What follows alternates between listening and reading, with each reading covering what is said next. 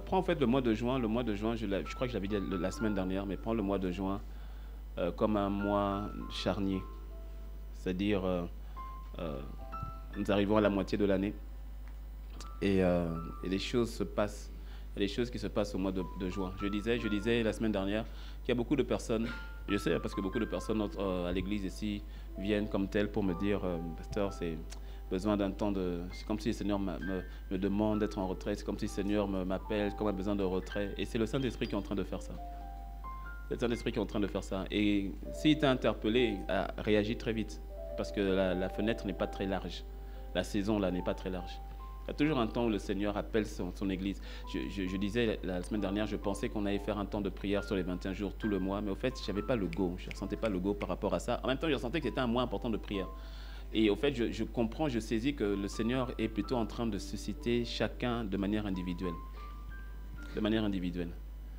Donc c'est ce que j'ai saisi. J'ai dit ok. Donc c'est pour ça, tu sais, il y a un moment où il y a un mouvement de masse, et puis il y a un moment où il y a un mouvement individuel. Tu vois, non?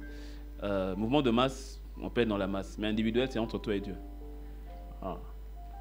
C'est entre toi et Dieu. Parce que la deuxième moitié de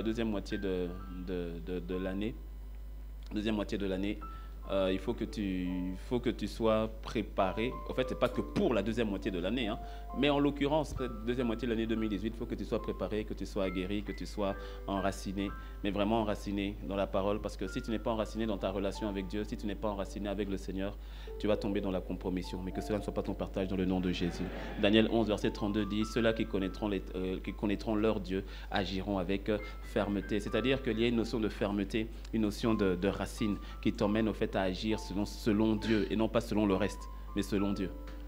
Selon Dieu. Ceux qui connaîtront leur Dieu. Ceux qui yada leur Dieu, ceux qui auront une intimité avec leur Dieu, agiront avec fermeté. Donc nous serons là cette semaine. Nous serons là cette semaine dans sa présence. Et puis aussi, je veux encourager une femme Kaïl, qu'une femme me dise un beau amen ici. Amen. Non, vous êtes plus nombreuses que ça. Amen. Je vais encourager une femme à assister à la retraite. J'ai intercédé pour toi parce que normalement l'inscription s'arrêtait aujourd'hui. Et donc j'ai intercédé pour toi auprès de mon épouse en lui disant de tirer plus et de tirer jusqu'au dimanche prochain. Et je le fais non pas parce que je le fais pas par sentiment. Non. Non, tu es avec nous depuis un certain temps, tu sais qu'on ne fait pas les choses par sentiment. Ce n'est pas par sentiment, c'est vraiment par conviction et je dirais presque par instruction. Parce que cette retraite fait partie, pour toi ma soeur, cette retraite fait partie d'un rendez-vous divin avec le Seigneur, je te promets. La vérité, c'est que c'est toujours à la fin, on sait toujours à la fin que les gens disent bon, ok, je vais m'inscrire et tout, et puis les gens qui ne s'inscrivent pas, et puis ça aurait été bien, il paraît que c'était bien, j'aurais dû être là. Qu'on ne te raconte pas ça, sois-y. Je connais, bon, je sais, il y aura Pénadine, donc mon épouse, je la connais, t'inquiète, ça n'a pas de problème. Et je connais aussi pasteur Célia. Et si le Seigneur l'a fait venir de si loin, c'est quand même 14 heures de vol, hein, de la Guadeloupe à ici. Hein. Le trajet qu'elle fait, c'est quand même 14 heures. Mais tu vois, si elle fait venir de loin, et je connais la grâce qu'il y a sur pasteur Célia. Je connais la grâce qu'il y a sur son mari, le pasteur Yann, et aussi ce qu'il y a sur pasteur Célia. Et je ne prends pas ça pour un acquis, le fait qu'elle vienne de si loin. Il y a un véritable dépôt, une grâce qui va passer au travers d'elle, qui doit être déversée ici, auprès des femmes Caïn, vraiment. Alors oui, il y a des frais, il y a des coûts, parce que c'est toute une organisation. Vous allez aller à Grand Popo, c'est 2 nuitées, avec tout ce qui va avec, hein, restauration et autres. Donc oui, il y a certains coûts d'inscription. Et laisse-moi te dire que si Dieu t'y appelle, c'est qu'il a déjà pourvu. Oui, il a déjà pourvu. Souvent, il attend simplement que tu fasses le pas de foi, non pas selon ce que tu as dans ta poche, mais selon ce qu'il te dit de faire. Dieu n'a jamais été limité par ta poche, et il ne le sera jamais. Il te donne une instruction. Tu obéis à l'instruction, et tu rencontres la provision. Dis-moi amen. Dis-moi un bon amen. Voilà. Je ne peux pas te dire le nombre de fois où Dieu m'a rencontré là où il me manquait les fonds. Tu n'as pas idée. Et je sais que quand je dis ça, toi-même aussi tu dis oui, c'est vrai, moi aussi. Non, tu n'as pas idée.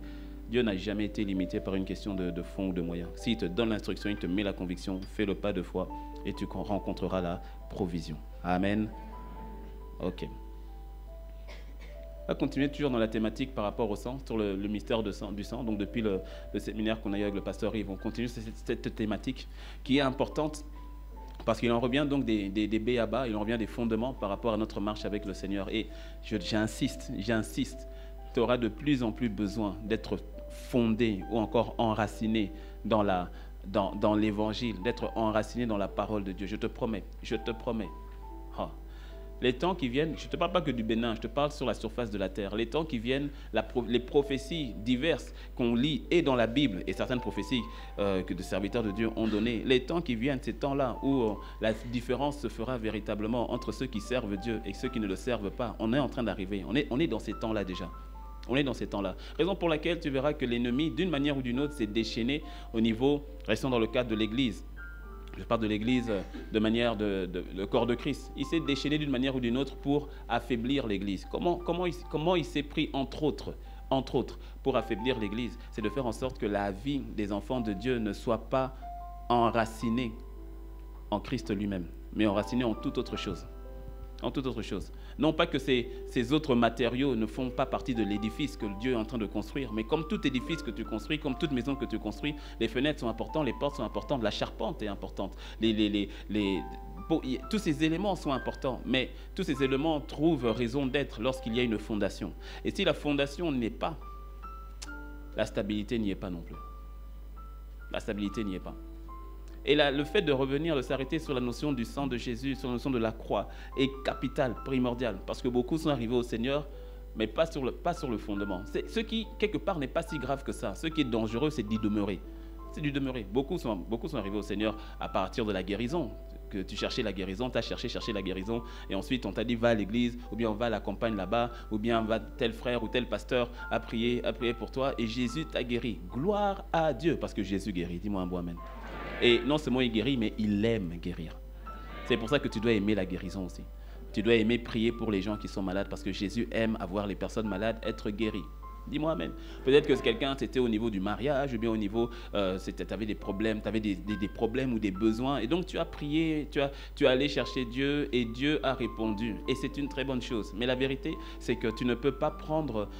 le seul fondement que tu dois avoir, c'est la personne de Jésus lui-même. Ce n'est pas ses bénédictions, ce n'est pas ses guérisons, ce n'est pas ses attributs, au fait c'est lui-même. Il doit être ta seule fondation, ta seule fondation. Je le disais le dimanche dernier ou pendant la veille, je ne sais plus, mais je disais que Jésus, c'est la veille, que Jésus, il faut que tu comprennes que Jésus n'est pas venu te sauver de tes problèmes, il est venu te sauver de ton péché. Et ce n'est pas la même chose. Il n'est pas venu te sauver de tes problèmes. Beaucoup viennent à Jésus uniquement pour que leurs problèmes soient résolus.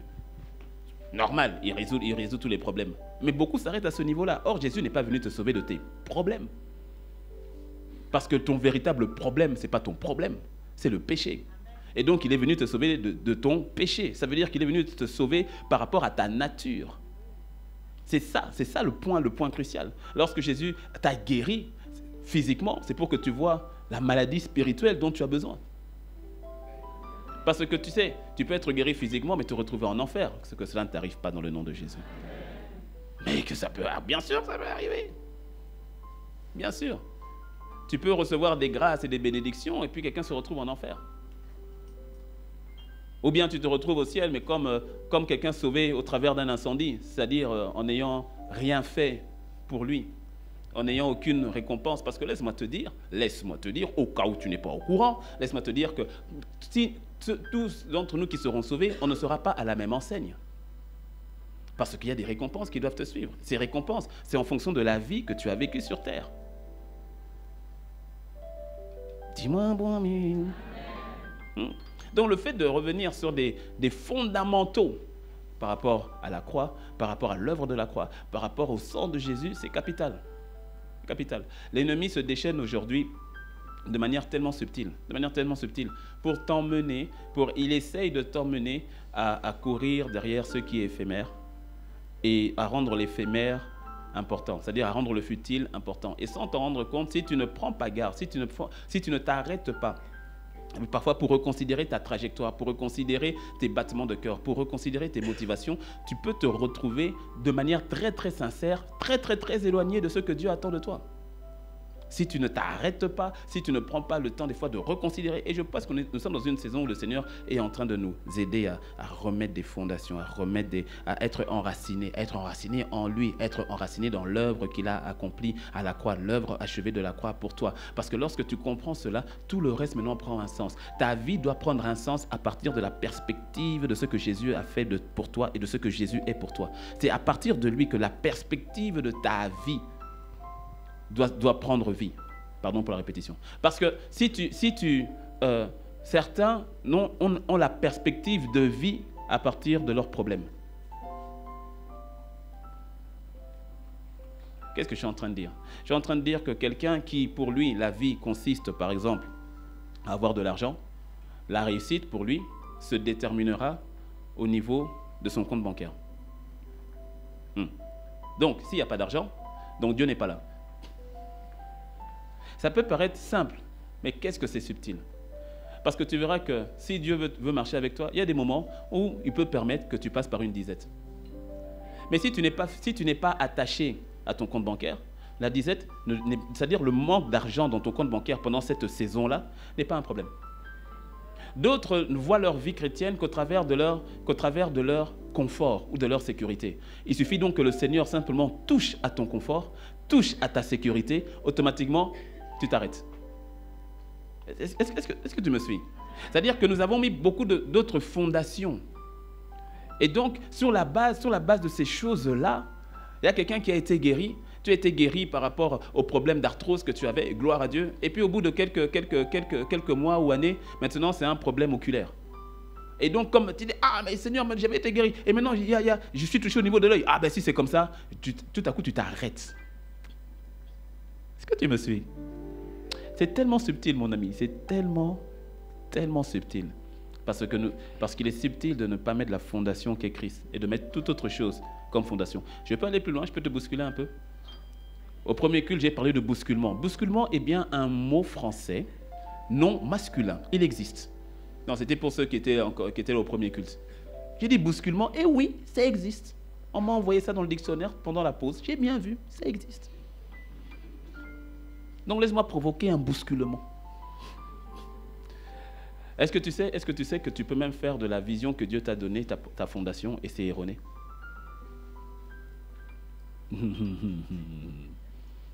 Ouais, c'est erroné. Tu vas t'embrouiller à un moment ou à un autre.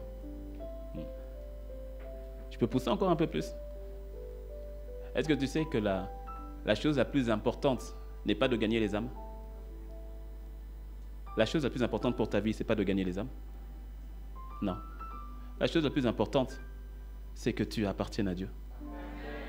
Tu as été fait pour la gloire de Dieu. Ouais. Parce que est-ce que tu sais que tu peux faire le fait de gagner les âmes une forme d'idolâtrie? Tout ce qui prend la place de Dieu dans ta vie doit être remplacé. Tu dois détecter tout. Tu sais que le ministère peut... Oh, et comment que le ministère peut devenir une idole? Ouf. Et comment? Servir Dieu, ça peut devenir de l'idolâtrie. Tu sers Dieu, pourquoi? Parce que tu es content d'être servante de l'Éternel, d'être serviteur de Dieu. Ça fait bien, et tu es content. C'est-à-dire, ta joie est dans le service, ta joie n'est plus dans le Dieu du service.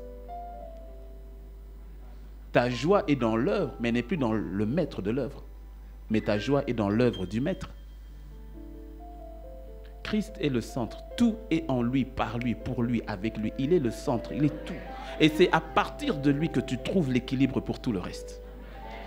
C'est dans ton attachement à Christ que maintenant tes enfants, tu es content, tes enfants ont de la valeur. C'est dans ton attachement à Christ que ton mariage a de la valeur. C'est dans ton attachement à Christ que la bénédiction financière a de la valeur. C'est dans ton attachement à Christ. Toute la perspective de ta vie doit partir de ton attachement à Christ. Et lorsque tu as cette attitude-là, peu importe les tempêtes qui viennent, tu demeures ferme. Tu demeures ferme. Tu ne bouges pas. Il y a certaines personnes qui ont du mal à avancer avec le Seigneur parce que le diable voit, il le touche, il voit quelle est la fondation de ton être, au fait. Quelle est la fondation? Qu'est-ce qui te fait marcher? Qu'est-ce qui te fait avancer? Il voit. Il le voit. C'est pour cela que dans son amour, Dieu permet que ces choses-là qui sont tes fondations, il laisse le diable venir toucher. C'est par amour qu'il le fait. Pour que tu remarques, parce que Dieu est au courant, mais toi tu ne l'es pas. Donc pour que tu saches effectivement quelle a été la fondation ou quelles sont tes fondations dans ta marche avec Dieu. C'est-à-dire que tous ceux qui prennent de la place devant Dieu, ils touchent. Il le fait par amour, afin de te stabiliser sur le véritable. C'est ainsi que la sœur, pour qui son mari est une idole sans qu'elle le sache, va faire en sorte que ce mari devienne un infernal. Ce mari devient Satan dans son salon. Pourquoi? Mais parce que tu fais de ton mari une idole.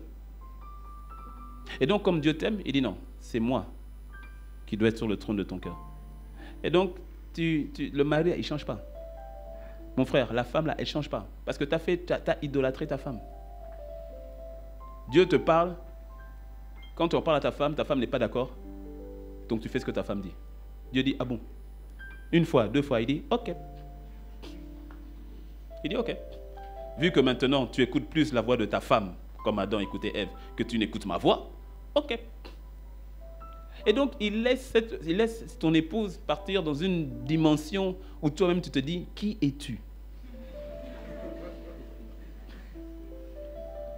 Et tu remarqueras, tu vas prier, intercéder pour que ta femme change, ça s'empire. Oui. Parce que le problème, ce n'est pas ta femme, le problème, ce n'est pas ton mari, le problème, ce n'est pas ton emploi, l'emploi que tu recherches, le problème, ce n'est pas cette crise financière qui t'a l'impression, ce n'est pas ça le problème, c'est ton attachement. Et donc tu pries, rien ne se passe. Exactement comme Anne prie, elle prie, non, donne-moi un enfant, Seigneur, donne-moi un enfant et tout. Le Seigneur dit, ton problème, ce n'est pas ça. Tu es en train de faire une compétition avec Pénina. Tu pries, tu veux un enfant, mais tu veux un enfant pourquoi? Pour qu'on dise, moi aussi. Donc le Seigneur laisse passer. Jusqu'à ce que Anne, elle a une révélation, elle comprenne, et puis elle chante sa prière.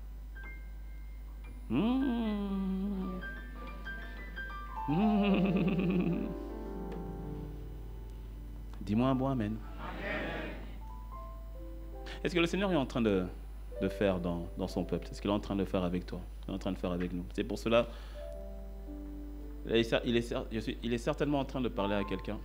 Et pour cela, reconsidère un peu cette tempête-là, cette adversité-là par laquelle tu passes. Reconsidère un peu. Pose-toi les bonnes questions. Pose-toi les bonnes questions. Tu crois peut-être te battre contre Satan. Peut-être que c'est contre Dieu lui-même que tu te bats. Un peu comme Jacob, qui luttait contre Dieu lui-même dans la nuit noire. Mais tu sais, quand il fait nuit, la Bible dit Jacob était seul, c'était la nuit. Tu sais, quand il fait noir, des fois, tu n'arrives pas à vraiment percevoir qui te combat. Jacob combattait Dieu. Ce n'était pas un démon, c'est Dieu lui-même. Bon, je crois que je vais rentrer dans le message du jour. Parce que ce n'était pas du tout le message, là. Le Seigneur était en train de parler à plus d'une personne. Donc, je reviens vraiment sur le message, la notion sur le sang. Nous avions parlé la dernière fois de passer derrière la ligne de sang. On a parlé de Rahab, la corde écarlate qui devait être mise sur la fenêtre de sa maison. Et les espions ont dit, lorsqu'on va revenir, on va sauvegarder tous ceux qui seront dans ta maison. Et la corde rouge, la corde écarlate, était le symbole du sang. Était le symbole du sang. Et donc nous avions parlé de la nécessité de passer derrière la ligne de sang, ou d'être protégé derrière la ligne de sang, de se retrouver derrière la ligne de sang. Lorsque tu donnes ta vie à Jésus, lorsque tu donnes ta vie à Jésus, et nous avions parlé de la notion d'obéissance, et que tu marches dans l'obéissance, parce que tu veux passer derrière la ligne de sang, mais tu vois, tu peux rentrer dans la maison, mais si tu en sors, c'est à tes risques et périls. Et donc, il s'agit de pas simplement d'être derrière la ligne de sang ou de donner sa vie à Jésus, mais de marcher dans l'obéissance à sa parole. Dis-moi un bon amen, afin de bénéficier de tous les bienfaits qui se retrouvent dans le sang. Alors aujourd'hui, je vais toujours continuer sur le domaine du sang, mais je vais revenir sur la nature même du sang, en parlant de la vie et du sang. Donc, le thème du message, c'est la vie est dans le sang. La vie est dans le sang. On va lire ensemble Lévitique 17 au verset 11. Lévitique 17 au verset 11 nous dit ceci. « Car l'âme de la chair est dans le sang. Je vous l'ai donné sur l'autel afin qu'il servît d'expiation pour vos âmes. Car c'est par l'âme que le sang fait l'expiation. » La version parole de vie dit, en effet, c'est dans le sang que se trouve la vie d'un être. Louis II dit, l'âme de la chair est dans le sang. C'est dans le sang que se trouve la vie d'un être. Le semeur dit, car le sang, c'est la vie de toute créature. Alors, c'est vrai que quelqu'un peut se dire, mais peut-être quelqu'un qui est là depuis un moment, ou bien qui vient d'arriver, et puis qui se dit, mais c'est quoi cette histoire de parler du sang, le sang là, c'est quoi l'histoire de sang? Parce que c'est vrai que le sang, bon, c'est du sang. Je me souviens quand j'avais donné ma vie au Seigneur, la question du sang aussi, je n'étais pas à l'aise avec ça. Parce que la Bible, en tout cas, le sang est très présent dans la Bible. Que ce soit dans l'Ancien Testament ou dans le Nouveau Testament. Et le mot sang, rien que le mot sang apparaît quasiment plus de 400 fois dans la Bible. Donc c'est un sujet qui est bel et bien présent. Et pourquoi donc s'arrêter et parler du sang de la sorte? Quand j'étais... j'ai déjà donné ce témoignage quand j'avais 8 ans, 9 ans, je ne sais plus. Quand j'allais manger chez ma tante.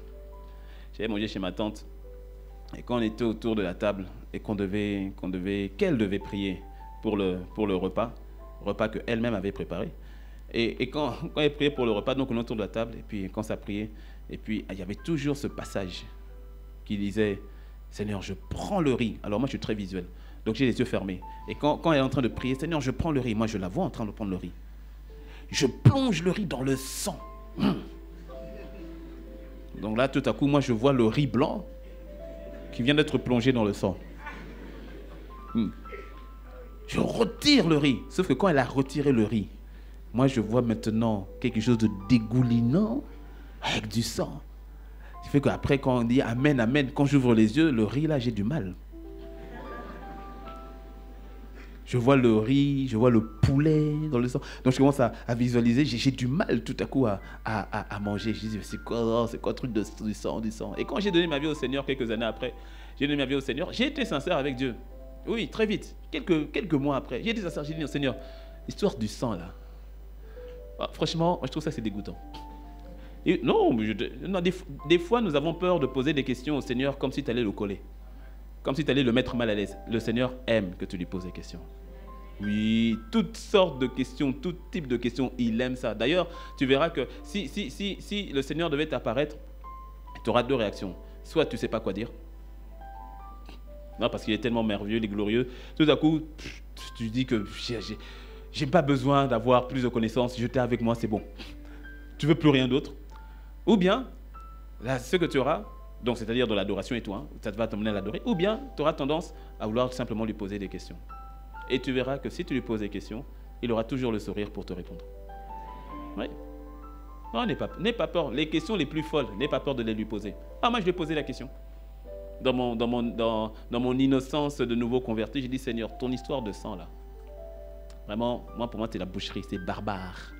C'est barbare, cette histoire de sang. Et le Seigneur, dans son amour, a fait tomber dans mes mains un livre à l'époque de Billy Graham et qui parlait du sang. Et c'était expliqué de manière tellement simple. Et donc, ça m'a ouvert les yeux pour ce que je pouvais savoir, comprendre à ce moment-là sur la notion du sang. Laisse-moi te dire que le sang a toute son importance. Dis-moi Amen. Oui, parce que comme nous venons de le voir dans Lévitique 17, la vie d'une créature est dans son sang. Alors, je vais parler de 4 catégories au niveau du sang. Je vais prendre 2 catégories générales, 2 caractéristiques générales, et ensuite 2 caractéristiques qui sont propres au sang de Jésus. Donc 2 caractéristiques générales par rapport au sang, et puis 2 caractéristiques qui sont propres qu'au sang de Jésus et à rien d'autre. Alors, le sang, de manière générale, le sang est mystérieux. Le sang, c'est mystérieux. Tu vois, le sang en lui-même est une substance étrange et mystérieuse.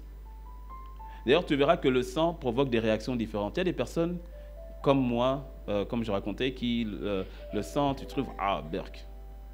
Tu fais, c'est dégoulinant, c'est pas bon. Il y a des personnes, il suffit que leur enfant se blesse et qu'ils voient du sang, la maman, c'est fini. Et tu vas mourir. C'est-à-dire, à la vue du sang, là, c'est...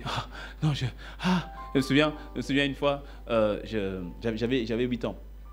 Et je jouais avec mes cousins et on jouait au ninja. Oui, on a été des ninjas. Et nous avions pour office d'étoiles de ninja, c'était les tuiles. Tu sais, il y avait des travaux. Et donc, il y avait les tuiles. Il y avait des tuiles du toit, là, des tuiles. Et pour faire le toit, là. Et donc, c'était ça, nos étoiles de ninja. Et donc, mon cousin était au-dessus de l'immeuble en construction, donc à 3-4 étages. Moi, j'étais en bas, et puis il m'envoyait les étoiles de ninja. Et puis moi, je devais éviter. Ouais. Non, Dieu nous aime. Hein. Non, des fois, quand tu penses à ce que tu as fait quand tu étais enfant et que tu vois que tu es toujours vivant, tu dis non, Dieu était avec toi. Je crois que les anges de notre enfance avaient plus de travail. Non, des fois, c'est pour ça que des fois, quand je vois mes enfants, je les vois, des fois, tu veux intervenir à chaque fois. Et puis, je te dis, bon, Seigneur, je déploie le ministère des anges seulement. Non, mais c'est vrai, sinon, tu dors pas. Ah, les choses qu'on a fait, non, elles sont belles. Donc, on voit des tuiles, fion, fion. Et tu sais, bon, physique, avec la physique, entre la hauteur et le poids de la tuile et la distance, à un moment, ça prend une certaine vitesse. Hein. Elle fond, tu as le mur derrière, et puis quand ça éclate, ça fait bien. Bah. Et donc, il envoyait et tout. Sauf qu'à un moment, il en envoyait 2 à la fois, je n'y avais pas vu. Il a pris 2 tuiles. Swing, swing. J'ai évité la première. Que je... Ha, ha, ha, ha.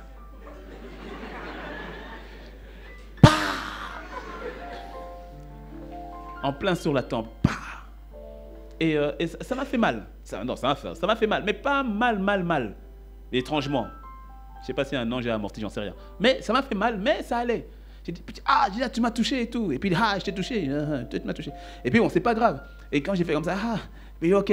Mais quand j'ai retiré ma main, et quand j'ai vu ma main ensanglantée, j'avais pas mal, autant que ça. Mais quand j'ai vu la main là, non. J'ai dit, là, je vais mourir. J'ai dit, tu m'as touché. Et puis, genre, mais je sais que je t'ai touché ici. Et puis, regarde, je saigne. Descends de là-haut, regarde, je saigne. La panique, le sang, à la vue du sang. Tout comme tu as d'autres personnes, quand ils voient le sang, c'est comme s'ils sont attirés. Surtout, par exemple, les urgentistes, les médecins, les chirurgiens. Heureusement, d'ailleurs. Parce qu'un urgentiste qui a peur du sang, on est mal. Tu vois ? Les personnes qui sont attirées, c'est-à-dire ça ne te fait pas peur, de voir même ça t'attire dans le sens dont il faut intervenir et tout cela. Donc en fait, le sang suscite des attitudes différentes. Tu vas voir que les barbares qui étaient en train de frapper Jésus aiment le sang. Ils aiment voir le sang gicler. Ils aiment voir le sang couler. C'est-à-dire ça les excite. Le sang est mystérieux. Il suscite des réactions parfois totalement diverses, des réactions totalement parfois étranges. Dis-moi amen.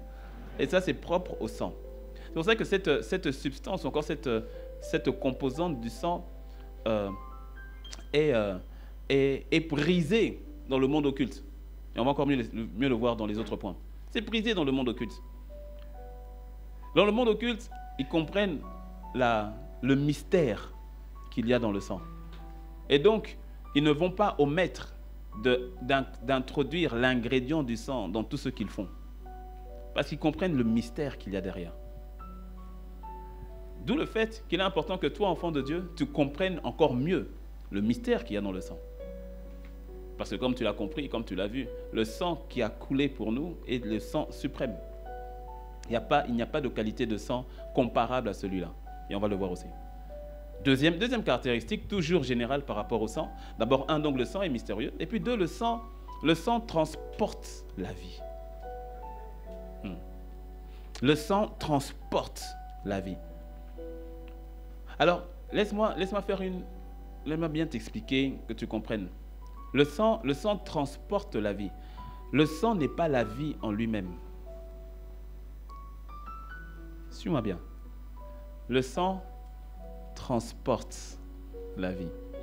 C'est ainsi que Lévitique, par exemple, lui second qu'on vient de voir, dit car la vie est dans l'âme, que l'âme est dans le sang. Que l'âme, je reprends, Lévitique dit l'âme de la chair est dans le sang. Et quand tu lis par exemple Parole de vie ou Semeur, il dit donc c'est dans le sang que se trouve la vie. Parce que le sang transporte la vie.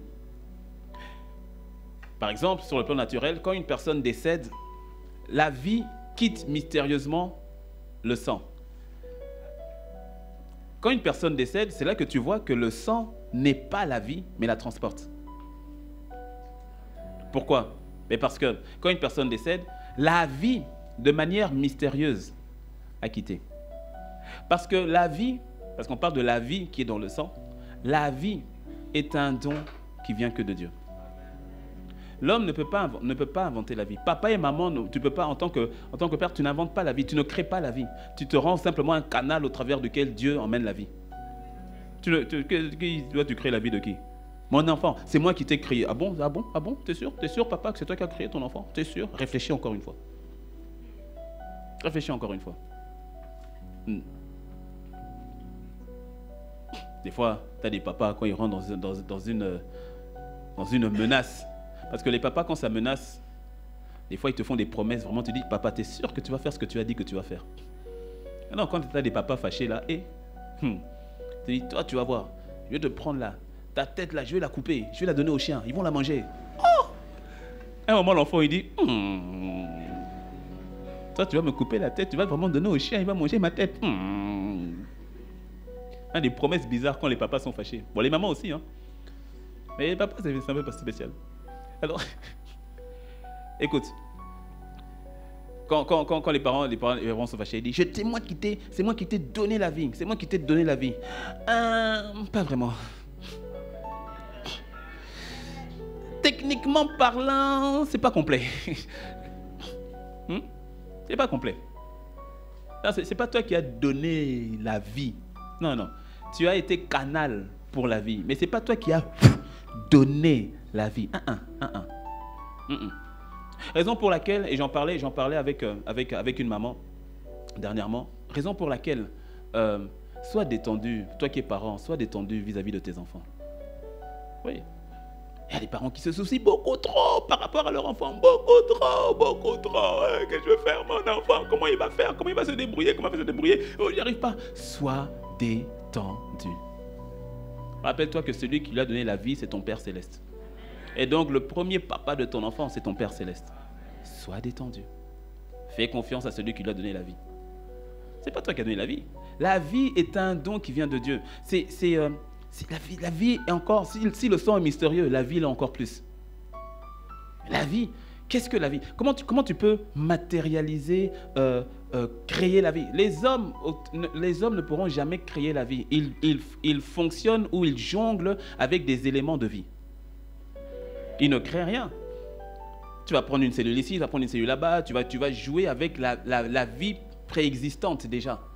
Mais ils ne la créent pas comme telle. Parce qu'ils sont obligés de démarrer à partir d'éléments vivants. Donc, à partir de la vie déjà.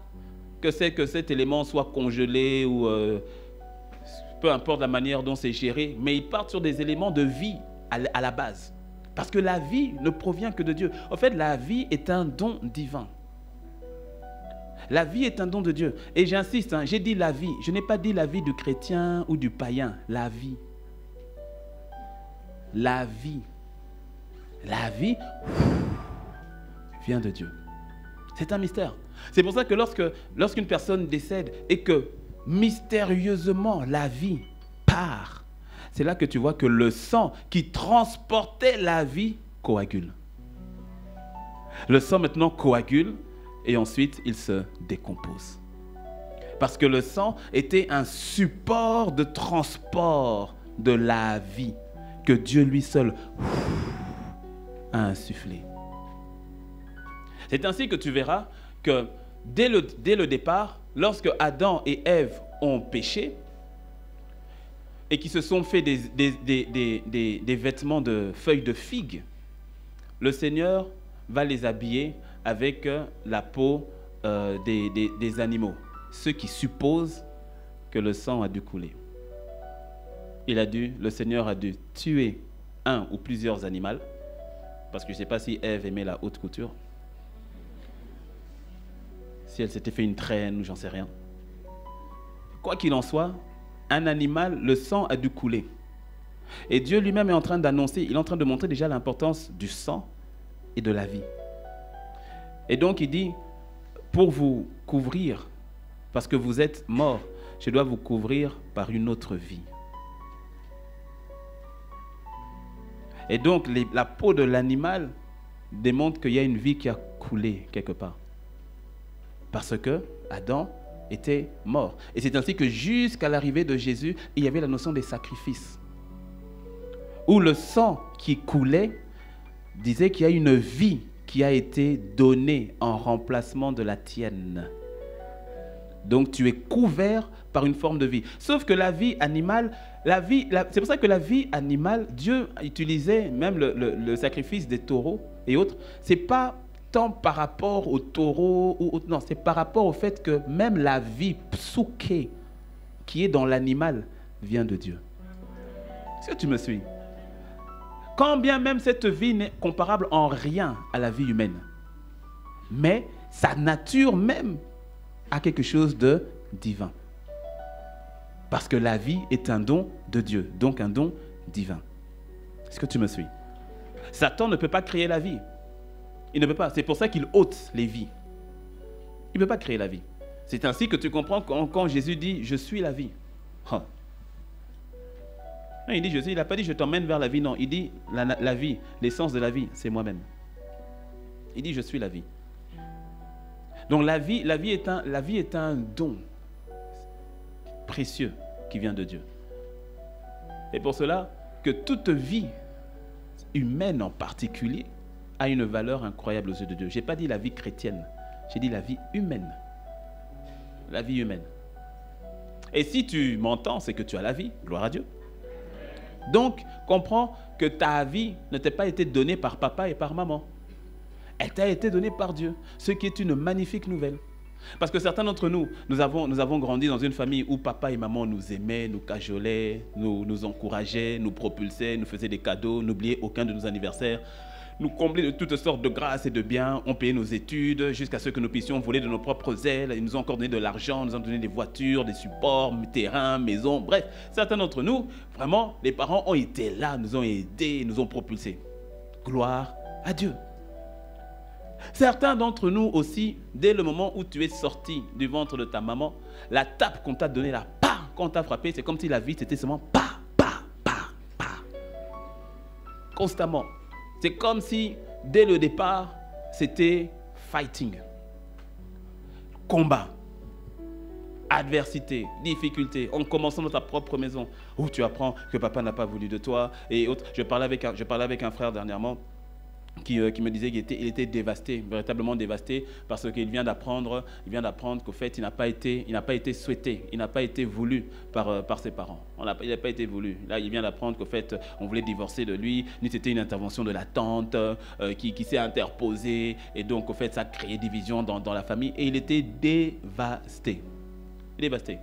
Parce que il est adolescent aujourd'hui, et il vient d'apprendre ça. Et donc, je l'ai écouté, il s'est vidé, et puis je lui ai dit, écoute, j'ai une bonne nouvelle pour toi. Le fait que tu sois vivant, ce n'est pas parce que tes parents t'ont voulu, c'est parce que Dieu t'a voulu. Parce que ta vie ne vient pas de ton père et de ta mère. Ta vie t'a été insufflée par l'auteur même de la vie, par Dieu lui-même. Donc si tu es là, bénis le Seigneur. Et en plus, non seulement tu es là, mais il t'a rencontré, bénis-le 2 fois.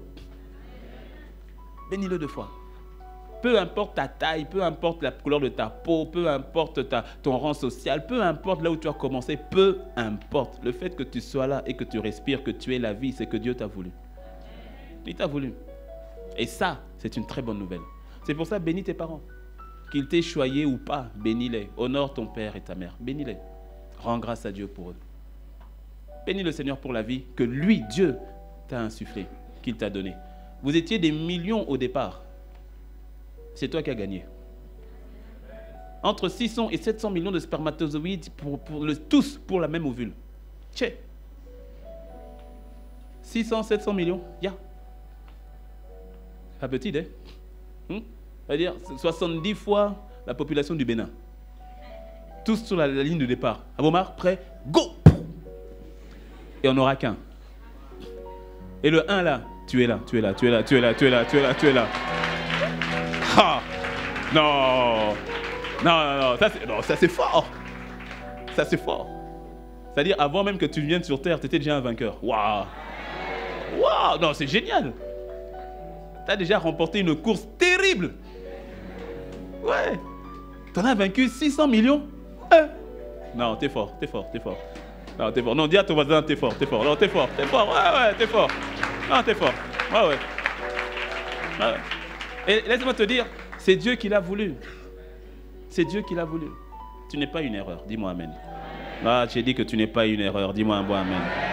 Oui. Quand bien même tu as fait des bêtises, quand bien même tu n'es pas parfait, on n'est pas parfait, mais Dieu nous rend parfait et on avance avec lui. Donc je m'appuierai sur ce que Dieu dit de moi, je m'appuierai sur l'amour de Dieu pour ma vie, je m'appuierai sur les plans de Dieu, les plans divins pour ma vie. Je bénirai le Seigneur pour mes parents, pour mon père, pour ma mère, que ceux-ci m'aient aimé ou pas, qu'ils m'aient reconnu ou pas. Je bénirai le Seigneur pour eux, car ils ont été des canaux au travers desquels j'ai pu arriver sur terre. Gloire à Dieu. Tu n'es pas responsable de là où tu as commencé, mais tu es responsable de là où tu vas terminer. Donc prends ta vie entre tes mains avec le Saint-Esprit, agis, rectifie et avance. Dis-moi un bon amen. Le sang transporte la vie. La vie en elle-même, elle est spirituelle ou encore immatérielle. Ça, c'est la qualité de la vie. Mais elle a besoin d'un véhicule physique pour circuler. Et ce véhicule physique, au fait, c'est le sang. C'est le sang. C'est le véhicule physique d'un contenu immatériel qu'est la vie. Et donc, cette vie vient circuler ou a pour support le sang. Parce que la vie est un don de Dieu et le sang maintenant est le véhicule. La circulation sanguine, donc, au fait, quand tu es là, il y a cette circulation sanguine qui tourne, c'est cette vie qui est en train de tourner en toi. Amen. On peut le dire encore autrement, le sang a donc la particularité de pouvoir transporter le don de la vie. Ou encore, le sang est le point de contact entre le divin et l'humain. Le sang est un point de contact entre le divin et l'humain. Pour emmener à manifestation cette vie dans ton corps, en toi. Donc ça, c'est une particularité du sang de manière générale. Et là, je parle donc de la vie du corps ou encore de la vie psyché, de l'âme. Okay. Mais là, je parle surtout de la vie du corps, la vie bios, d'où on tire le mot biologie. Donc, c'est la vie de ton fonctionnement. C'est la vie du corps et donc de l'âme qui va avec. Alors, ce qui est particulier maintenant par rapport au sang de Jésus, point 3, c'est que le sang de Jésus est précieux. Le sang de Jésus, maintenant, lui, est précieux. 1 Pierre 1, versets 18 à 19. 1 Pierre 1, 18 à 19. Sachant que ce n'est pas par des choses périssables, par l'argent ou de l'or, que vous avez été rachetés de la vaine manière de vivre que vous aviez hérité de vos pères, mais par le sang précieux de Christ, comme d'un agneau sans défaut et sans tache. Le sang de Jésus est sans tache. Son sang est sans tache. Ce qui explique encore mieux le mystère ou encore le miracle de sa conception sur terre. Parce que ce qui est encore un point fondamental par rapport à notre foi, c'est que nous croyons que Jésus est né d'une vierge. Mais tu sais, lorsqu'on dit que Jésus est né d'une vierge, ça englobe beaucoup de choses, dont en l'occurrence la nature de son sang. La conception miraculeuse de Jésus englobe la nature ou encore emmène des précisions par rapport à la nature du sang de Jésus. Parce que tu dois comprendre une chose pour comprendre pourquoi est-ce que le sang de Jésus est précieux et pourquoi son sang est différent du tien et du mien. Pourquoi son sang est si particulier. Parce que le sang de Jésus, comme on vient de le lire, c'est un sang pur, sans tache. Et si le sang de Jésus devait avoir du sang adamique, toi et moi, on serait mal. Dis-moi amen. Ah, on serait très, très, très mal. L'antidote aurait été contaminé. Parce qu'il nous fallait un antidote. En l'occurrence, le sang de Jésus. Hébreux 10, verset 5 nous dit: c'est pourquoi Christ, entrant dans le monde, dit: tu n'as voulu ni sacrifice, ni offrande, mais tu m'as formé un corps. Tu n'as voulu ni sacrifice, ni offrande, mais tu m'as formé un corps. Dieu a préparé le corps de son Fils Jésus dans le sein de Marie. Mais c'est l'Esprit de Dieu qui fournit la vie. Dis-moi amen. Je répète, Dieu a préparé le corps pour Jésus dans le sein de Marie. Selon qu'il est écrit, ce passage de Hébreux 10, 5, tu le retrouves aussi dans Psaume. La prophétie se retrouve aussi dans Psaume. Mais tu n'as, ou dans Isaïe, je ne sais plus. Mais tu n'as voulu ni sacrifice ni offrande dans Isaïe. Mais tu m'as formé un corps. Tu m'as formé un corps. Et on parle donc de Christ. Christ entrant dans le monde. Qui a besoin d'un corps. Ce que Marie a pourvu. Mais elle n'a pas pourvu la vie. Est-ce que tu me suis? Elle n'a pas pourvu la vie. Elle a fourni le corps. Mais la vie vient de Dieu. La vie vient de Dieu. Parce que si Marie fournissait la vie, ou que Joseph, ou qu'un homme fournissait la vie, forcément, le sang aurait été entaché. Forcément. Pourquoi? Parce que la vie est dans le sang. Et donc le péché y est. Et donc le Fils de Dieu, Jésus, aurait eu un sang de péché. Et donc tout ce qu'il allait faire derrière, zéro. Oui, parce qu'il faut comprendre que ce n'est pas simplement le sacrifice, comment dire? Ce n'est pas que le sacrifice. Quand dans l'Ancien Testament, on demandait un sacrifice, ce n'est pas tant le fait de prendre un agneau, de tuer l'agneau et de faire le sacrifice qui faisait que Dieu accepte le sacrifice. Non, il y a la qualité du sacrifice. Ce n'est pas juste le fait de prendre un agneau et de le sacrifier. Tu dois prendre un agneau selon les termes de Dieu. Il doit être sans tache, 3 ans, aucune tache, il doit être pur, il doit être le premier. Il y a beaucoup de critères. Ce n'est pas juste le fait de sacrifier. C'est la qualité du sacrifice. Donc Jésus, en allant à la croix, ce n'est pas simplement que Jésus aille à la croix. Parce que beaucoup sont allés à la croix avant lui et après lui. C'est qui va à la croix. Et donc la qualité du sacrifice est déterminante. Dieu ne peut pas prendre le risque d'envoyer le Christ avec un sang contaminé. Parce que tout le reste, c'est zéro. Parce que le sang qui doit couler doit être un sang qui est pur, sans tache, parfait. Afin qu'il n'y ait plus à faire de sacrifice du tout. Donc, qu'est-ce qui s'est passé dans la conception du Seigneur? Ce qu'on lit dans Hébreux 10, 5, le dernier Adam. Regarde ce qui s'est passé avec le premier Adam. Le premier Adam, Genèse 2, 7. Le premier Adam, l'Éternel Dieu forma l'homme de la poussière de la terre. Mais tu m'as formé un corps. L'Éternel Dieu forma l'homme de la poussière de la terre. Mais tu m'as formé un corps. Le dernier Adam revient d'un principe quasiment identique. Il souffla dans ses narines un souffle de vie. Et l'homme devint un être vivant. Luc 1, 35. L'ange dit à Marie, le Saint-Esprit viendra sur toi. Et la puissance du Très-Haut te couvrira de son ombre. Il souffla, le Saint-Esprit, pneuma, rouach en hébreu, rouach dans lequel il y a la notion de vie.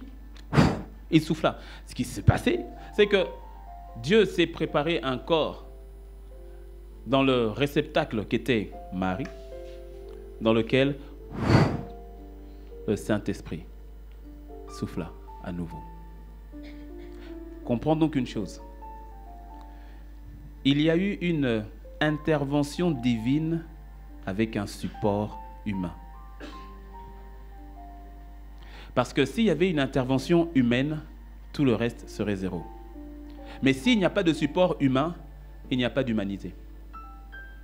Donc Dieu intervient de manière divine, mais a besoin d'un support humain que Marie donne dans son réceptacle. Est-ce que tu me suis? Ce point est tellement important parce que ça t'emmène à baser ta foi de manière plus solide sur le sang de Jésus et sur la personne de Jésus lui-même. C'est pour cela que c'est l'un des points qui est le plus combattu dans la foi chrétienne par les détracteurs de l'évangile. Ils vont court-circuiter, ils vont tourner autour, ils vont essayer de... Voilà. C'est pour ça que d'ailleurs, dans plusieurs églises, quand on parle soit du credo ou bien de faire la confession de foi, il y a ce point-là qui revient. Et je crois, je ne sais plus comment on le dit, je crois que, je paraphrase, mais je crois que le Seigneur Jésus est venu au travers d'une vierge. C'est important, c'est capital. C'est capital. C'est ainsi que tu as des films, à un moment donné, il y avait des films là, de Hollywood, Enfer Hollywood, ouais, qui montraient Jésus qui a épousé Marie de Magdala, qui a eu des enfants. Qu'en fait, Jésus n'est pas parti à la croix, mais il s'est fait remplacer. C'est quelqu'un d'autre qui est mort à la croix. Tout ça, Satan, il sait qu'il a subi cette défaite terrible à la croix. Donc, il doit tout faire pour effacer la croix. Il doit tout faire pour effacer la croix et montrer que Jésus n'était ni plus ni moins qu'un homme comme les autres. C'est ainsi que tu verras, les religions ou les confessions beaucoup vont respecter Jésus. Hein. Oui, vont respecter Jésus. Oui, vont respecter. Ils vont dire non, Jésus, non, quelqu'un de bien. Jésus, non, beaucoup de principes, beaucoup de valeurs. Jésus, oui, non, tout ce qu'il a fait, oui, franchement, wow. Jésus, un grand prophète, un très très grand prophète qui a beaucoup souffert d'ailleurs, un grand prophète. Mais quand on dit Jésus, fils de Dieu, non, il est venu au monde comme tout le monde. Il y avait papa, il y avait maman, comme tout le monde. Est-ce que tu me suis? Lors de la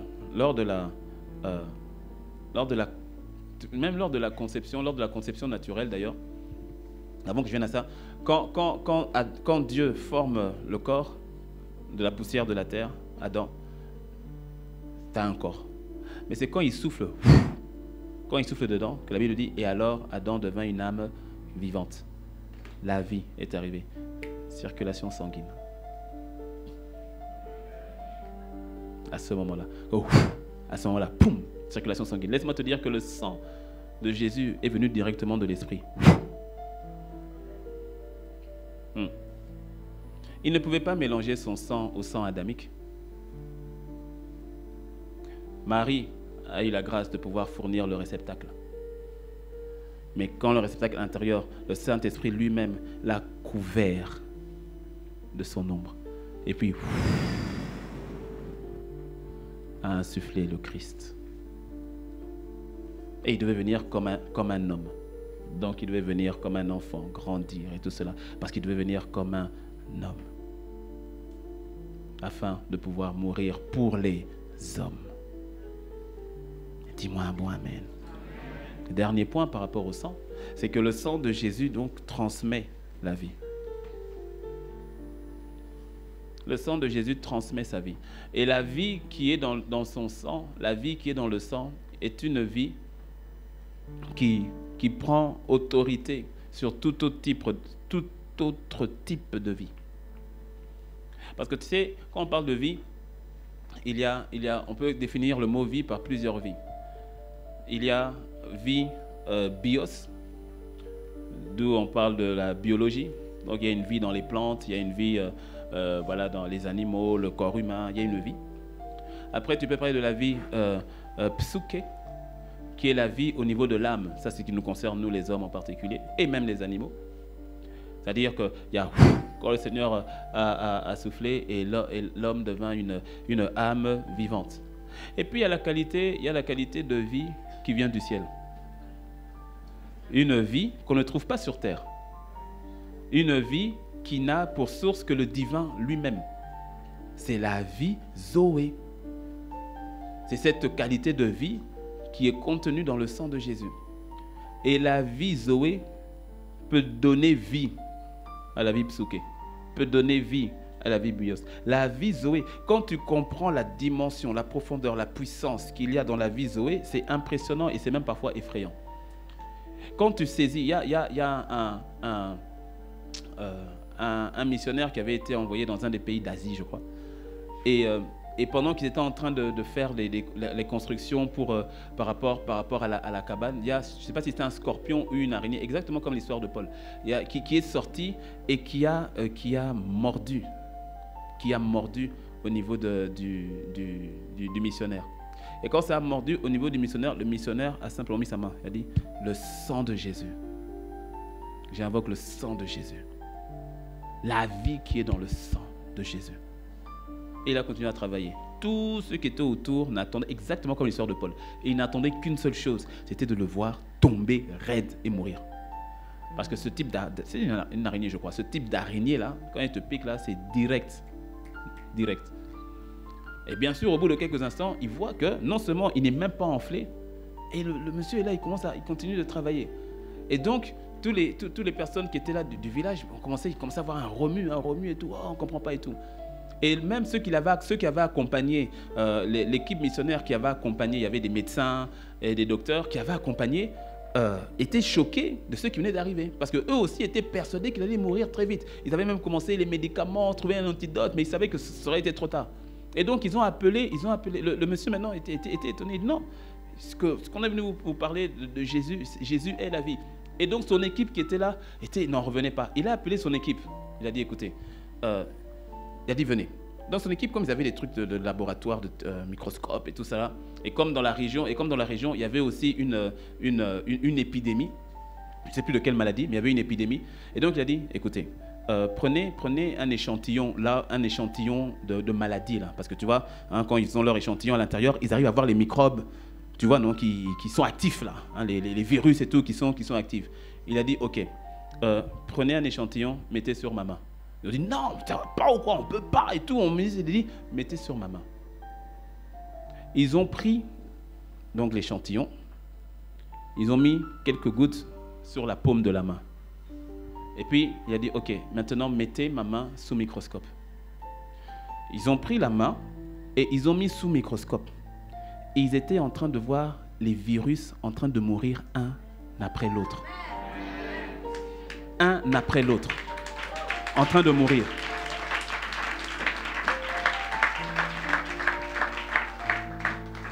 La vie sauvée n'est pas une vie terrestre. La vie qui est en toi par l'Esprit de Dieu n'est pas de nature terrestre, mais de nature céleste. Cette vie qui est en toi est redoutable. Jésus le dit dans Jean 10:10. Il est venu, le diable vient que pour voler, détruire, égorger, mais lui il est venu pour donner la vie et la vie en abondance. Cette qualité de vie, elle est... Le problème, c'est que nous n'en sommes pas forcément conscients. Et ce n'est pas parce que tu n'en es pas conscient que cela n'est pas vrai. Dis-moi un bon amen. Le sang de Jésus transmet la vie. Et lorsque nous disons que le sang transmet la vie, tu dois comprendre donc et tu dois saisir que comme on l'avait vu, et je termine avec ce point-là, comme on l'avait vu que Rahab était passée derrière la ligne de sang, et parce qu'elle était passée derrière la ligne de sang, elle avait accepté de mettre la corde écarlate à sa fenêtre. Donc, automatiquement, lorsque le peuple d'Israël allait venir et qu'il allait y avoir une destruction totale, elle, du fait qu'elle était passée derrière la ligne de sang, sa vie était préservée. Sa vie, le sang lui a transmis la vie, exactement comme le peuple d'Israël qui était derrière la maison où il y avait le sang sur les linteaux. L'ange de la mort est passé, mais à eux, la vie a été préservée. Ou encore, on peut dire transmise. Pourquoi je dis aussi transmise? Parce que non seulement la vie a été préservée, mais après cela, leur vie a changé. C'est-à-dire que donc il y a eu une transmission d'une vie meilleure, la transmission d'une vie plus forte, la transmission d'une vie plus grande. Et c'est ce que fait le sang de Jésus dans ta vie. Lorsque tu passes derrière la ligne de sang, tu étais prostituée, maintenant tu deviens l'épouse de... Ce qui s'est passé avec Rahab. Et qui devient dans la lignée de David et de Jésus. Ça, si ce n'est pas vraiment un changement drastique de destinée, je ne sais pas comment on appelle ça. Mais ce qui est intéressant, c'est que, tu vois, pour être passé derrière la ligne de sang, c'est très bien. Mais encore, faut-il y demeurer? Encore faut-il y demeurer? Faut-il y rester? Afin que la vie te soit véritablement transmise et que tu puisses en jouir, que tu puisses fonctionner dedans. Ah. Parce que parfois, on peut être troublé en se disant, mais c'est comme si certaines personnes qui ont donné leur vie à Jésus, mais est-ce que véritablement, parce que bon voilà, il y a ci, il y a ça. Bon, il peut y avoir plusieurs raisons, mais là je parle d'une raison en particulier. C'est lorsqu'on ne demeure pas derrière la ligne de sang, ou lorsqu'on ne demeure pas sous l'ombre du Très-Haut, ou lorsqu'on ne demeure pas couvert par le sang. Et comment est-ce qu'on fait pour ne pas y demeurer? Mais c'est par la désobéissance. Écoute, Rahab n'a pas été sauvée à cause de ses œuvres. Non. Elle a été sauvée parce qu'elle a elle a bénéficié de la grâce des espions en mettant la corde comme telle. C'est-à-dire, la vérité, quand bien même c'est vrai qu'elle avait gardé les espions, mais la vérité, ce qui l'a sauvée à ce moment-là, quand on a détruit Jéricho, c'est pas le fait qu'elle ait mis les espions, qu'elle avait gardé les espions. Parce que même si elle avait gardé les espions, suis-moi bien, même si elle avait gardé les espions, mais elle n'avait pas mis la corde, elle allait mourir. Donc, ce n'est pas ses œuvres qui l'ont sauvée. Non, non. C'est la corde écarlate, qui est donc la marque du sang. C'est tellement important de comprendre ça. Ce n'est pas ses œuvres, c'est la corde écarlate. Et, tu vois, autre point aussi, vu qu'elle était dans la maison, donc ce n'est pas tant elle, par rapport à la personne parfaite qu'elle est devenue, qui l'a sauvée. Non. Encore une fois, c'est la marque du sang. C'est la même chose pour toi et moi. Parce que certains veulent devenir parfaits avant de pouvoir se dire « Bon, je suis sauvé. » Mon ami, tu attendras longtemps. Longtemps. Très longtemps. À mon époque, il y avait un chocolat qui s'appelait Chocotoff. Il dure très longtemps. Longtemps dans la bouche. Tu vas attendre plus que Chocotoff. Longtemps. Très longtemps. Tu ne pourras jamais dire non, là je suis maintenant arrivé à une stature où maintenant, mon ami, laisse tomber. C'est son sang. C'est ce que lui il a fait. C'est ce que Rahab, c'est pour cela que dans Hébreux 11, encore une fois, on dit c'est par la foi que Rahab a gardé les espions. Tu vois, c'est une question de foi. C'est par la foi. On parle de Rahab dans Hébreux 11. Ouais. C'est par la foi que Rahab l'a prostituée. Ouais. On rappelle bien qu'elle était prostituée pour te dire que tu vois, c'est pas une question de statut. Non. Rahab l'a prostituée. Ouais. Mais tu vois, regarde, même si ce n'est pas par les œuvres que tu es sauvé, par contre, quand tu es sauvé, on voit les œuvres. Et ça, je termine vraiment avec ça en disant, ne joue pas avec ta vie, au fait. Tu as compris que la vie, ça vient de Dieu. Ne joue pas avec ce don précieux, inestimable que Dieu t'a donné. Ne joue pas avec. Ne joue pas avec.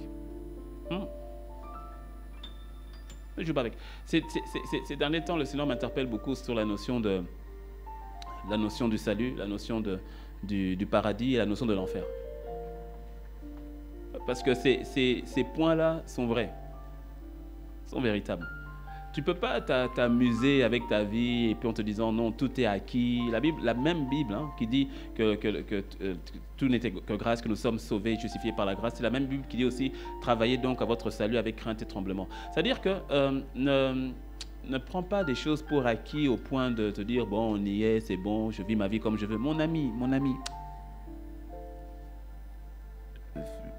on n'a qu'une seule vie. Car il est donné à l'homme de mourir une seule fois, après quoi vient le jugement. Hébreux 9, verset 27. Ne joue pas avec ta vie. Quand tu es passé derrière la ligne de sang, ça se voit, ça s'entend, ça se ressent. Parce que regarde, réfléchis avec moi. Rahab était quoi? Sa profession. Sa profession? Maintenant, je te pose la question. Lorsque les espions lui ont dit mets la corde, on va revenir, tous ceux qui seront dans ta maison seront préservés.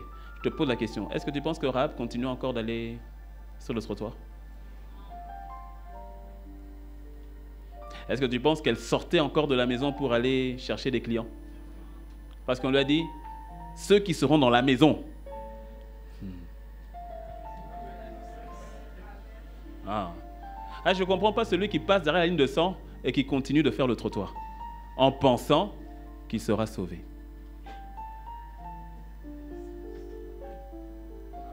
Je te dis, ne joue pas avec ta vie. Oh mon ami, ne joue pas. Je te dis en toute humilité, il y a des choses pour moi je pensais que c'était acquis, compréhensible. Mais ces derniers temps, le Seigneur me dit, vous n'avez même pas idée. Vous n'avez même pas idée. Quand j'entends des témoignages de personnes que Dieu a emmenées en enfer, où ils y voient des chrétiens, ça fait réfléchir.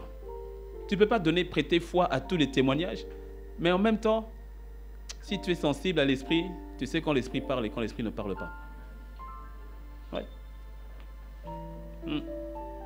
Ah, mon ami, ça fait réfléchir. Hein. Je disais à la veillée, où un ami pasteur que je connais assez bien d'ailleurs, vraiment assez bien, et qui me racontait qu'il avait eu l'année dernière, c'était en 2017, je crois, en 2016 à tout casser, qu'il avait eu un songe. Il s'est assoupi à midi, et puis après, il a le songe, et puis il entend, il sent, je me rappelle plus, bon, pour faire court, il entend les trompettes. Il entend les trompettes, et quand il entend les trompettes, donc quand il sort, il ressent tout son être, il ressent que non, en fait, c'est le Seigneur qui vient chercher son église. Et puis, effectivement, il entend les trompettes. Et puis, quand il voit, effectivement, il voit le Seigneur en hauteur. Et puis, il voit donc les gens qui... Mais pas lui. Quand il me raconte, je dis, oh. Intérieurement, je dis, comment ça, pas toi? Et puis, les gens, ça monte, tac, tac, tac, tac. Mais lui, et puis il regarde. Et puis, tu vois, à ce moment-là, c'est pas une question de pasteur. Hein. Là, c'est ta vie, mon gars. Et là, c'est toi, c'est ta vie. Et puis, un moment, il dit, Seigneur, Seigneur, tu as écrit, Seigneur. Et il se sent même en train de descendre. Il ne comprend pas. Et puis, à un moment donné, et puis, il monte aussi. Et quand il monte, il entend la voix du Seigneur qui dit, je t'ai fait grâce. J'ai dit, oh. J'ai dit, hein? Et je connais le pasteur, franchement, quelqu'un de bien, humble, qui aime Dieu et qui me booste, vraiment quelqu'un de bien. Fait du bien, son église grandit, il se sacrifie pour son église, fait ça.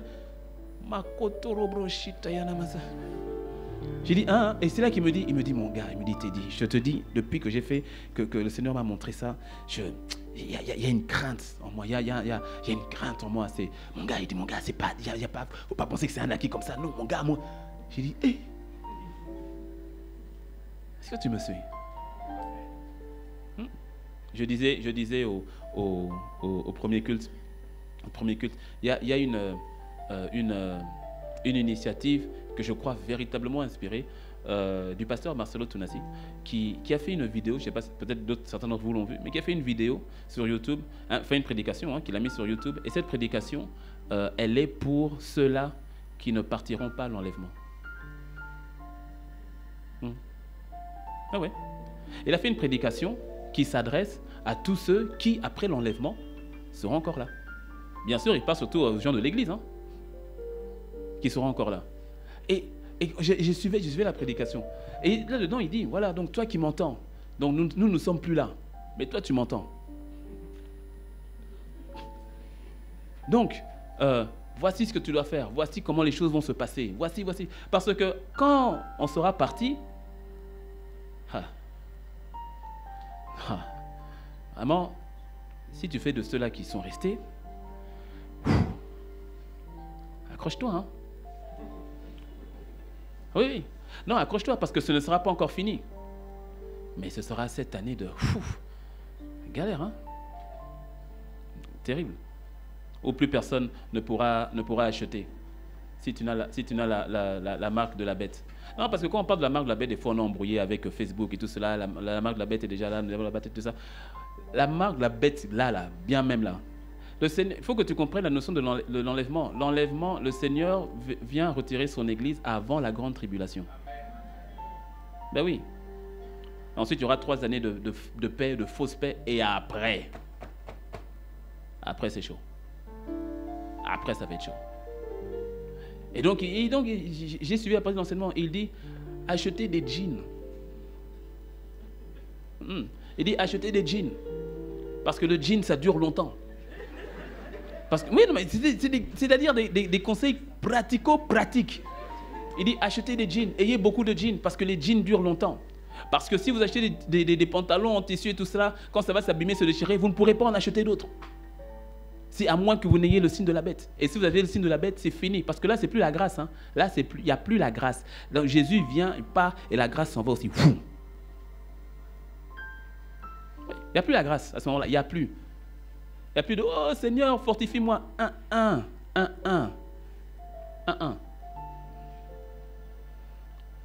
Et donc, il y en aura quelques-uns qui véritablement vont maintenant savoir, disant oui, maintenant, ceux qui sauront que, ben oui, ils savent que c'est l'enlèvement qui s'est passé. Beaucoup diront que voilà, les extraterrestres, il y a beaucoup de choses qui vont sortir. C'est pour ça que tu vois que dans l'imaginaire, avec les films et tout cela, on prépare déjà à ce genre de choses. De telle manière que quand ça va arriver, on dit ce nom, voilà, extraterrestre, quelque chose. Non, mon ami, Christ. Bon, c'est vrai que nous sommes quand même quelque part extraterrestres. Donc, Et donc, il dit, ceux qui vont rester là, et il donne vraiment des conseils pratico-pratiques. Devoir se retrouver, devoir prier. Et puis il dit, il y a certains pasteurs qui resteront pour fortifier les autres. Quand il a dit ça, j'ai dit, pas moi. J'ai dit, mon gars, vous allez vous fortifier vous-même. Ah, vous allez vous fortifier vous-même. Ah, moi, je m'en vais. Mon gars, je te laisse, je pars. Ah oui, je pars. Mais vous ne savez ni le temps, ni l'heure. Vous ne savez pas. Vous ne savez pas. C'est pour cela que dans les temps où nous entrons, il y a une séparation plus forte qui va se faire entre ceux qui servent Dieu et ceux qui ne le servent pas. Tu sais pourquoi? Mais parce que la séparation va se faire de telle manière à ce que le Seigneur, rappelle-toi, il ne vient pas chercher n'importe quelle église. Une église sans tache ni ride. Ça veut dire que l'exigence de ta vie de sanctification, d'attachement à Dieu, c'est pas un pied dedans, un pied dehors. Mon ami, c'est pas ça. Hein? Ne joue pas avec ta vie. Hey, Makorobo Shatayana. Ne joue pas avec ta vie. Quand tu sais toi-même que ta robe est tachée, nettoie-la. Parce qu'il vient chercher une robe, une église qui a une robe sans aucune tache. Alors, tu sais que ta robe est tachée. Non, tu gères. Viens encore. Tu la nettoies. Il t'a dit quel est le type d'église qu'il vient rechercher. Et quand le Saint-Esprit te montre que dans telle attitude, ta robe est tachée, dans telle activité que tu fais, ta robe est tachée, dans tel péché que tu maintiens, ta robe est tachée, tu es conscient, parce que le Saint-Esprit te parle, il te convainc, tu n'as pas besoin que le pasteur te parle, il te parle déjà. Mais tu dis non, c'est pas grave, on gère. Ah, de toute façon, chacun sa vie. Hein. Voilà. Nous ne sommes que des simples porte-paroles. Hein. Mais nous-mêmes, on va se gérer avec Dieu, donc mon gars, après tu te gères. Non, moi je te dis en toute décontraction. Non, après tu te gères. C'est pour ça que ce qui va arriver, c'est que certains vont glisser de plus en plus loin de Dieu et d'autres de plus en plus proches de Dieu, et il va commencer à avoir un conflit entre les deux types d'enfants de Dieu, entre les deux types de chrétiens. Et on va commencer à dire de plus en plus, vous êtes des radicaux, vous êtes sectaires, vous exagérez.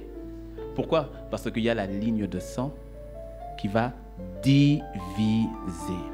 Je ne suis pas venu apporter la paix, mais l'épée, dit le Seigneur. Que celui qui a des oreilles pour entendre